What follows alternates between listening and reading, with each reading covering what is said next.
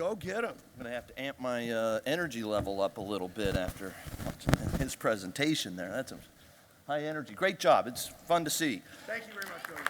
The only thing I was disappointed, though, was literally none of you guys are scared. Please, someone. Nobody's freaking out yet. We're going to, thank you. Yeah, all right. Someone. My mother-in-law called today and said, do I need to sell everything? And I thought that was a good thing. But I told her, no, don't. But look, as you so eloquently talked about, the AI revolution, the robotics revolution, and the space revolution are probably what I'm going to hit on a lot here today.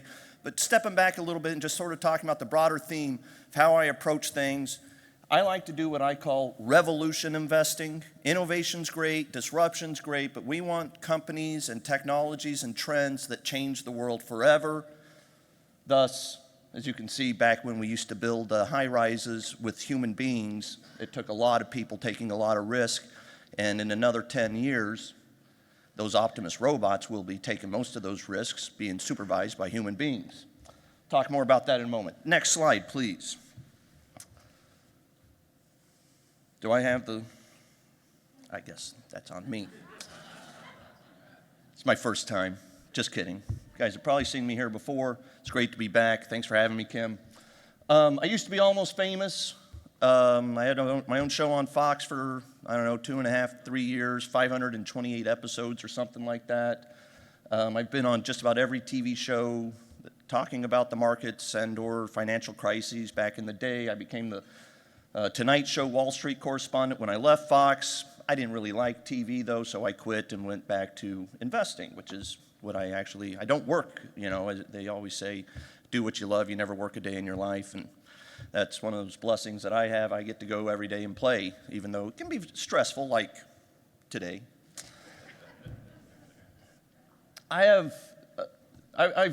These are literally the cost basis, my initial cost basis of each of these stocks. I still own each of them. I've owned them for many years, and you can see the list. I mean, these became, there's a Mag 7, I call it a Mag 10. I include Bitcoin, Taiwan Semiconductor, and there's one other. Oh, Avago, Broadcom. I've never owned Broadcom, and I own puts right now on Microsoft. It's the only Mag 7 that I've not been in for many years. But yes, I mean, these companies, the reason I've owned these companies for this long is because, as I just said, I've been doing revolution investing since the early 2000s when Jim Cramer first gave me a break and started publishing me and putting me on TV. And I would talk about Apple, March 2003. Steve Jobs had just come back. Stock was trading at less than cash. Literally, they had $14 per cash per share. This is not split adjusted. The stock was trading at $12, and Steve Jobs was back, and they were about to roll out iTunes, which that little iPod thing, you could see someday it was going to become what I used to say, an iMini MacBook Pro for your pocket. Steve Jobs, in a much better marketing term, called it the iPhone. Makes a little more sense than iMini MacBook Pro for your pocket. At any rate, Google clearly has changed the world with, not just search, but with their Android platform. They bought YouTube for, $3 or $4, $5 billion back in 2005 probably. Meta, about a month after it came public, I started buying it. Bitcoin, 2013. I was here, probably somewhere around those days, 2013, 2014 maybe, and talking about Bitcoin, and literally everybody in the stage was like, what? No, it doesn't make any sense. Obviously, these days, it's $1 trillion valuation itself. So that's really what we're trying to do. We want to find companies that create trillion-dollar marketplaces and trillions of dollars of valuation that we can prosper with and get our buckets in front of. I obviously have made a few mistakes along the way, too, but, Jim Cramer taught me, you highlight the winners, not the losers.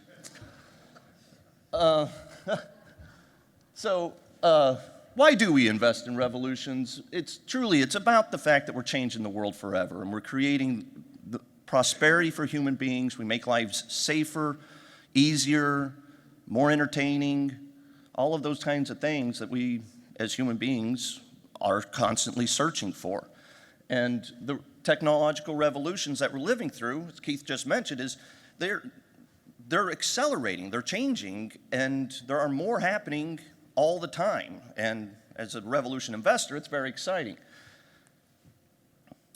You hit on this, Keith. It's the idea of accelerating, like he said, Moore's law was 18 months, the AI law would be 3-4 months, and everything accelerates over time. The analogy I like to give, a few months ago, I've been spending a lot of time in Abu Dhabi and Dubai for the last year, and we went to the new Louvre Museum in Abu Dhabi 6 months ago, and you go in and the first thing you see is spearheads, and that's 5,000 years old. And then there's a 3,000-year-old one that looks a little bit better, but not much. And then there's like this 1,500-year-old one that starts to be more refined. And then you get to the Bronze Age, and suddenly weapons and technology has changed everything. And then you accelerate another 150, 200 years, and suddenly you've got steel and cars, and accelerate another, and you have atomic power, and all of these things are accelerating. And so, over the last 3,000 years, we went from riding horses and throwing spears to fight to having drones and nuclear weapons. And that acceleration over time doesn't slow down. You can think about the same thing, the internet time. When we all saw the internet in the late 90s, we could all recognize, oh my gosh, we're going to connect billions of human beings and millions upon millions of businesses. And anytime you're connecting people, money moves, data moves, and prosperity reigns. And we could see that coming. And it took, 10, 12 years before the iPhone and the smartphone started using the internet. And then we took another 10 years before we're starting to have AI hit. But AI is already accelerating at a pace that the internet never did. That's Ray Kurzweil. He wrote a book called The Singularity is Near, and actually has a new book out I just got the other day called The Singularity is Nearer. He's the one who actually talks about this never-ending acceleration of technology, and it's constantly not just see, that's the thing. Technology doesn't just make our lives better, but it's making it better at an increasingly fast pace. Historic revolution still growing. The size of the world population down there on the bottom left, forever we've heard, we didn't, but hundreds of years ago, people were always worried that there wouldn't be enough food to feed 1 billion people, much less now we have 7 billion people, and clearly we don't have an efficient system to get everybody fed, but there is more than enough food to feed everybody on this planet, and thus we can have that kind of a hockey stick chart on human being populations.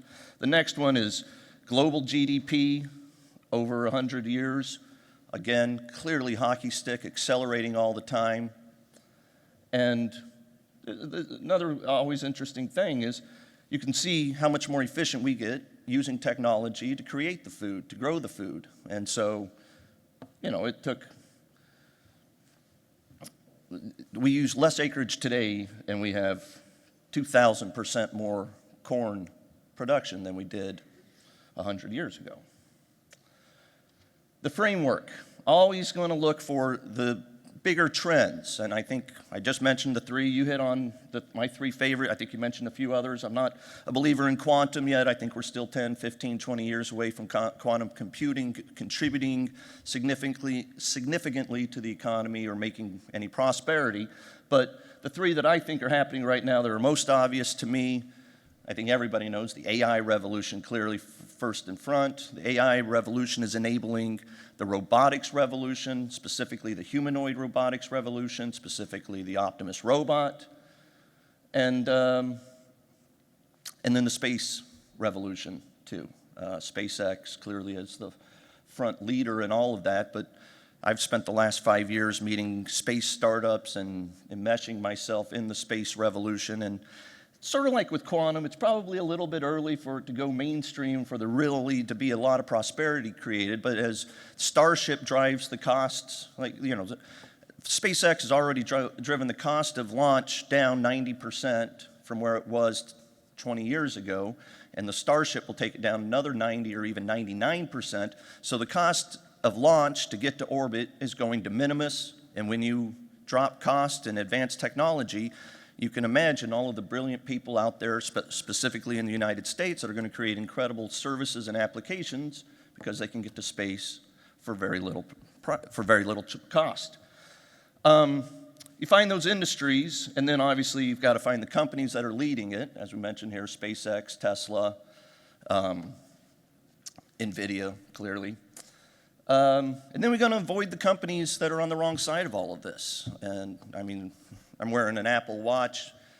I don't know, 12, 13 years ago when these things were getting ready to come out, you could have shorted Fossil, the watch company, and it's probably down 95, 99% because it's on the wrong side of that revolution. And so, you know, you can avoid and or even short those companies that are not going to benefit but actually be disrupted by the revolutions. And then we want to put our capital to work before these revolutions go mainstream. The AI revolution was mainstream about 6 months ago, and now we're in a period of fear, uncertainty, and doubt. FUD, you guys, just crowd too old for FUD? Yeah, maybe.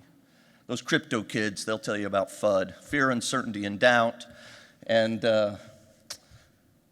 it's a good thing if you got cash on the sidelines when you go through a fear, uncertainty, and doubt, because, you know, it's not like the AI revolution isn't going to deliver on all the promise, but we have that moment here where people think it actually is not going to work.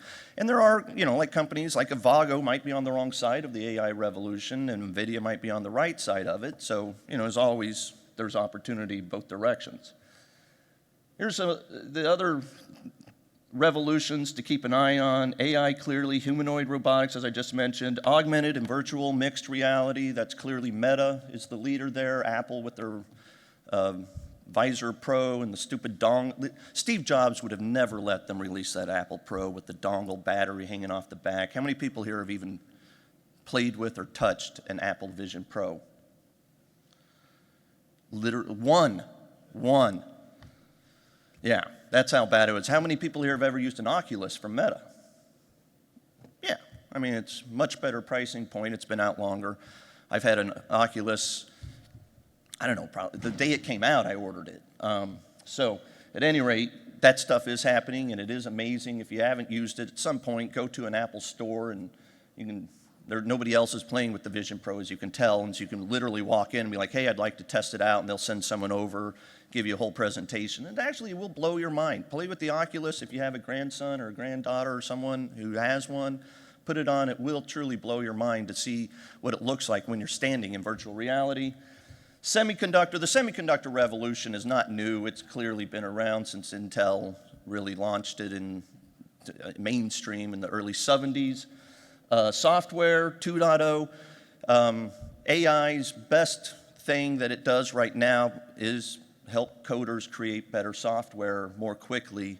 And as I think there's actually something to be said, I think you hit on this too, Keith, that I don't think that AI is going to replace millions and millions of jobs. It's going to supplement all of these jobs, and people become 5 times or 10 times more productive and efficient at their jobs. And whether, you know, it used to take 3 years to build a high rise in Dubai, in another 10 years, it'll take a year and a half, a year, 6 months, because it'll have a fleet of robots doing most of the manual labor, being supervised by the guys who used to actually do the manual labor. But it's very limited worldview to think that there's not going to be accelerating demand for all of these services, applications, and entertainment and development that goes on in the world constantly. And finally, space. Yes, we mentioned that. The semiconductor revolution, I think we're hitting on this, and we can clearly get the message. Like, it's accelerating. The GPU revolution from NVIDIA, which enabled the AI revolution, is working on a framework that's 5 times faster or so than the Moore's Law was. AI, robotics, AR, VR, these are clearly some of these, you know, these revolutions are happening, accelerating, and you can see, I love the bottom right one there with Tesla AI training capacity, just continuing to ramp. That chart, we did this 6 months ago, and it's followed that trend. That is a picture of my wife's grandfather holding my, at the moment, my newborn daughter, I have two daughters. One has a genetic disorder called trisomy 13. A few years ago after her birth, I was at one of these events, and Kim and a bunch of the speakers and I think Keith, you might have even been there too, we went to dinner, and I was very emotional and cried with you guys, and I appreciate the friendship and the support you guys have given me all along the way. It's been a challenge, but that's the point, is that from the outset, this stuff actually impacts human lives, and it makes our lives better. And to picture an Optimus robot helping me carry my daughter, who's now 9 years old, and 1 in 10,000 people with trisomy 13 make it through the first week of after birth, and another 1 in 10,000 make it through the first 10 years. She's now almost 10 years old, very healthy, probably getting her trach out in the next few months, we're hoping, it looks like. And at any rate, this stuff only happens, even 20 years ago, the technology to keep her alive didn't exist. And now she's a happy, joyous, the most happy kid you'll ever meet in your life, and we're best friends, so it's pretty fun to go home after work or before work, take her, she helps me make coffee every morning by opening the refrigerator for me. But this stuff happens in real life, and it makes an impact on all of us individually and globally, and that's just exactly what we're trying to get in front of. I should have given the disclaimer up front. Investing is hard. You can lose lots of money. Past performance is not indicative, and blah, blah, blah. That is it. I mean, we know that it's not a straight line. We know there are going to be times of fear, uncertainty, and doubt. We know there are going to be geopolitical crises and tariff wars or not tariff wars or flip-flopping on tariff wars or whatever we're doing today. But that's part of where the opportunity comes. I really do wish a lot of you were scared and panicking, because that would mean that we probably are getting closer to a bottom than we might be otherwise. But we need me to be fearful and scared at some point too to probably get to that bottom. And yeah, Keith, you need to be scared. Why? Yeah. Let's work on that. If you guys can all work on that, work up yourselves into a panic and fear today, that'd be real helpful. Thank you. There we go. There's my disclosures. Can you please take a picture of that and make sure you know it's all there? Talking a little bit more about, there you go. If you guys want to reset, it's great. 5 more minutes, and I'll take some Q&A. I'll be over here after, like at 10:45, I think, there's going to be a break, depending on how quickly I go through the Q&A. But I'll be sitting over there in the back left. I've got 7 copies of my Ultimate Tesla book. We bought Tesla 5 years ago after I bought the Model 3 when it first came out, because for years I had said that I would never buy Tesla. And I actually, back in 2008, when they released the first Roadster, we shut down. I used to work on Fox, like I said, and we had Elon Musk scheduled to be my guest one night. We shut down Central Park, and I took the first Roadster they ever built through Central Park at like 120 miles an hour at some point. It was pretty cool. Had a beautiful intern sitting next to me, made for great TV. And I went back to the office, and I was just signed up for this thing called Twitter. And Elon Musk had apparently just signed up for Twitter, because I checked, and he was on there. I was like, Elon Musk is coming on my show tonight. His company wants a bunch more welfare loans from the government and bailouts. I'm sick of bailing out car companies and banks. What do you guys think? And he promptly canceled his appearance that night. And blocked me on Twitter.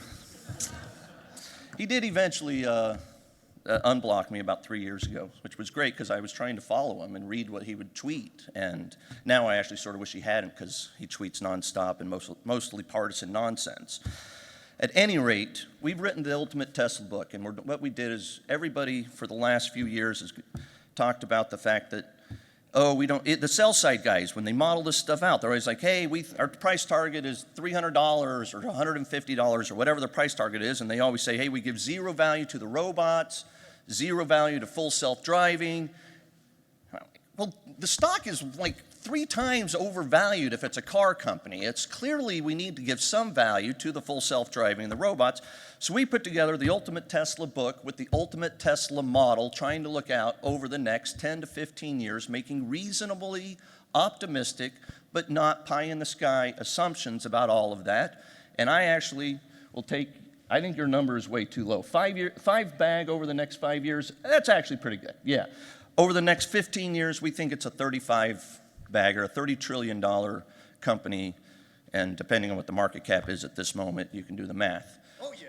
So I think it will be the most valuable company on the planet, and that does not count SpaceX because it won't be on this planet, it'll be in Mars.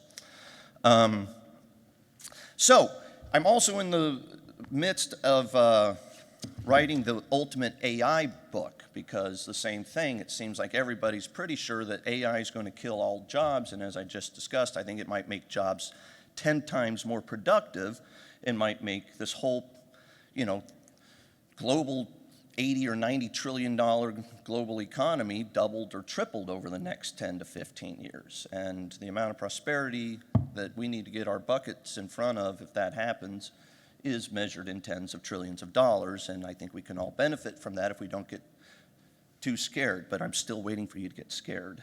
So at any rate, I've got 7 copies. I should have brought more. That's my bad. But if any of you want a copy, just email support@tradingwithcody.com and send them your address and stuff, and I will sign a copy and we'll mail it to you.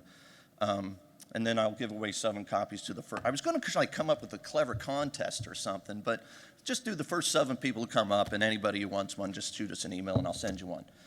Please, any questions or comments, or please someone get up here and tell us how scared you are. I'm terrified. Thank you. Oh, my God. Good night, everybody. Thank you. Thank you. So let me have a question here, Cody. Please. Is my mic on? It's off. It's they on. shut you off the second shut they me could. So how is Starlink going to impact everything else? The Verizons of the world, the Broadcoms of the world, many of the commonly held stocks that have all been the names for a generation. I think Verizon, I think the traditional cellular companies probably have a longer, they'll be okay for several years. It's the traditional satellite companies, Telesat, Viasat, GSAT is the stock symbol of another one. I think, and I'm short, full disclosure, I own puts on just about every satellite company not named SpaceX. I've been an investor in the private markets in SpaceX since 2019. So full disclosure, I'm talking my book here. But I think it is the traditional satellite companies who, when they launched their satellites, the satellites they launched cost hundreds of millions each, and it cost hundreds of millions each to get into space. And so you have these sunk costs, and the service, if you've ever been on an American Airlines thing and tried to use Viasat, like it's worse than dial-up AOL in 1999. And so Starlink kills all of those companies, I think. I think it complements the Verizons and AT&Ts and T-Mobiles of the world, at least for several years. But yeah, I mean, Starlink is just another revolutionary thing that it only works. It's not like Elon came up with that idea by himself, but the economics that he was able to wrap around it, because he took costs for launch down so low, and then they're constantly driving the cost lower for their satellites and making those satellites more efficient, more functional with higher throughput.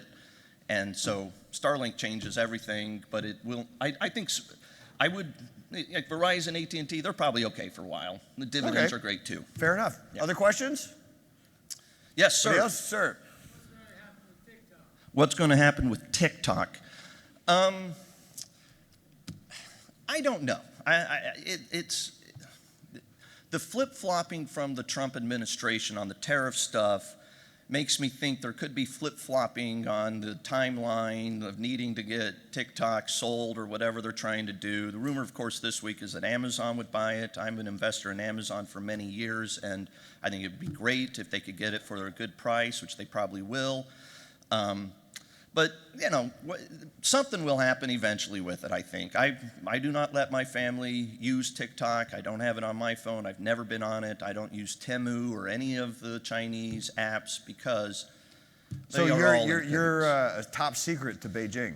They know nothing about me. They know nothing. They Okay, know nothing. good. And that, you know that's not true either. I Like, know. They still know stuff about me. It's like that thing where you're like, I'm worried about, I don't know, like saying yes to the Tesla tracking something because I might not have privacy. And you're like, dude, you have no privacy anyway. You got a phone in your pocket. Got a that credit knows where your card, got a funds are. phone, use Yeah, Facebook, so Instagram, yeah. we don't have any privacy Nope. anyway. We have more than they do in China. But Yep. I guess now we're just relative discussion. More questions? Yes, in the back. And another one along the way. Let's see who she picks. She's going with the guy who raised his hand first. Conspicuous by its absence in this discussion of revolutionary stocks, all the electrical energy that is going to be needed to fulfill the AI programs that are Yeah, the data centers are going to need lots of energy. All right. Where is that energy going to come from? Natural gas or small nuclear reactors? Both. I think the SMR, small modular reactor, is coming, but sort of like quantum, I think it's 5-10 years from getting into the market. The two leading pure plays on that are Oklo and SMR is the stock symbol. NewScale. NewScale lied to us several years ago, so I'm not a fan of them. I'll never own that stock again. And Oklo is run by Sam Altman, and I don't invest in anything Sam Altman touches. So, but look, I think there's clearly going to be escalating demand for energy, but I don't know that there's a good revolutionary play outside of nuclear on it, and the two nuclear pure plays on it I don't want to mess with. So I'm staying away from the energy thing. The other thing is that, incremental energy demand doesn't excite me, doesn't have the upside $1 trillion potential that the actual AI services and applications and robotics do on top of the energy. The electricity revolution would have been the most exciting revolution to invest in 200 years ago. Yep. Yes. One more and we're on Hi, time. Cody. One more. That guy also had a question. Hi, Cody. A few moments ago, you had a list of several stocks that you had been an early investor in. But for some reason, I'm curious as to why you didn't have Palantir on that list. I bought Palantir at 8 and sold it at 12. Oh! I don't like Alex Karp, and I also don't like investing in defense contracting companies. I want companies that make the world more prosperous and friendly, and there's certainly a place for defense in the world. And if you are an active military or first responder, by the way, go to tradingwithcody.com, send us an email. I give it for free. It's $1,200 a year otherwise, but I'm very supportive of the military, but I am not supportive of defense contracting companies. And Alex Karp talking a lot lately on his conference calls about like how we can kill people easily and things like that just leaves a bad taste in my mouth. So it's not for me.